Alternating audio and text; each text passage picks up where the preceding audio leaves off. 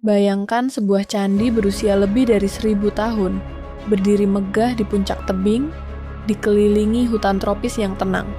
Dulu, tempat ini sakral, tempat raja-raja memuja dewa, tempat peziarah mencari berkah. Sekarang, suara burung dan angin digantikan dentuman artileri. Roket menghantam desa, jet tempur F-16 melintas di atas langit. Dua negara yang seharusnya bersaudara, Thailand dan Kamboja, saling menembaki.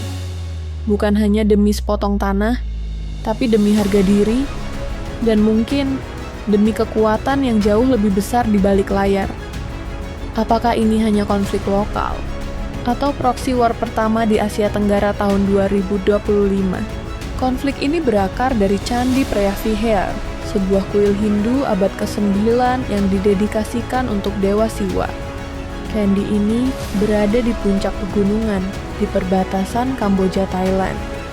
Sejak kedua negara merdeka, batas di sekitar candi ini tidak pernah jelas. Thailand berpegang pada peta kolonial Inggris. Kamboja berpegang pada peta kolonial Prancis. Tahun 1962, Mahkamah Internasional memutuskan candi ini milik Kamboja. Masalah selesai? Ternyata tidak. 4,6 km persegi tanah di sekitarnya tetap diperebutkan. Ketegangan makin parah ketika UNESCO mendaftarkan candi ini sebagai warisan dunia milik Kamboja pada 2008. Bentrokan besar terjadi pada 2011, menewaskan puluhan orang. Dan sekarang, Juli 2025, konflik itu meledak lagi, tanggal 23 Juli 2025. Di Surin, wilayah perbatasan Thailand, 5 tentara menginjak ranjau darat. 1 kehilangan kaki, 4 lainnya luka parah. Bangkok menuduh Kamboja menanam ranjau baru. Foto-foto korban menyebar di media sosial. Emosi nasionalis di Thailand memuncak. Tanggal 24 Juli 2025.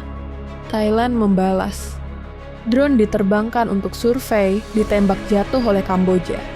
F-16 dikerahkan, menghantam basis militer Kamboja. Kamboja membalas dengan BM-21 Grad, artileri, dan drone menghujani kota Surin dan desa-desa sekitarnya. Rumah sakit, sekolah, dan pasar ikut terkena imbas. Penduduk berlarian meninggalkan rumah. Hingga kini, 16 orang tewas, 14 warga sipil Thailand, 1 tentara Thailand, dan 1 warga Kamboja. Lebih dari 120.000 orang mengungsi. Semua pos perbatasan ditutup, duta besar ditarik, dan media di kedua negara menyulut narasi nasionalisme. Apakah ini cuma soal candi kuno? Tidak sepenuhnya. Kamboja kini jadi sekutu dekat China. Setiap tahun menggelar latihan militer Golden Dragon bersama pasukan China. Bantuan senjata, infrastruktur, bahkan kredit militer mengalir dari Beijing. Thailand di sisi lain adalah sekutu lama Amerika Serikat. Menjadi tuan rumah Cobra Gold, latihan militer multinasional raksasa bersama AS, Jepang, Korea Selatan, hingga negara-negara NATO. Meski Thailand dan Kamboja yang bertempur, bayangan dua kekuatan global terlihat jelas di belakangnya. Setiap tembakan artileri menjadi pesan tak langsung. Siapa yang akan mendominasi Asia Tenggara, blok Barat atau blok Timur? Bagaimana dengan ASEAN? Organisasi ini terkenal lambat jika harus turun tangan dalam konflik bersenjata karena terikat prinsip non-interference. Indonesia dan Malaysia mendorong pertemuan darurat. Singapura mendesak mediasi PBB. Tapi Laos dan Vietnam yang punya hubungan erat dengan Cina memilih diam. Jika ASEAN gagal bertindak, banyak pengamat khawatir konflik ini akan mendorong intervensi langsung dari Cina dan Amerika. Dan jika itu terjadi, konflik lokal ini bisa berubah menjadi perang proksi terbuka. Di lapangan, sentimen nasionalis terus membara. Thailand berjanji melindungi rakyatnya dengan tangan besi. Kamboja bersumpah akan melawan siapapun yang mengancam kedaulatan mereka. ASEAN, PBB, bahkan Dewan Keamanan menyerukan gencatan senjata. Tapi raungan jet tempur dan hantaman roket Grad terdengar lebih keras dari suara diplomasi. Apakah konflik ini akan berhenti di sini? Atau atau ini baru bab pertama dari perang besar yang bisa mengguncang Asia Tenggara. Di tengah kekacauan, Candi Preah-Vihear tetap berdiri anggun di atas tebing.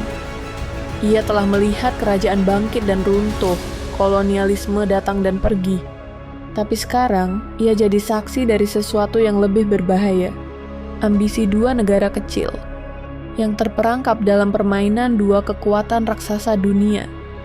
Sejarah mungkin akan mengenang candi ini sebagai warisan dunia. Tapi tahun 2025 mungkin mencatatnya sebagai pemicu konflik global berikutnya. Karena di dunia yang tak pernah benar-benar tenang, selalu ada cerita di balik dentuman senjata.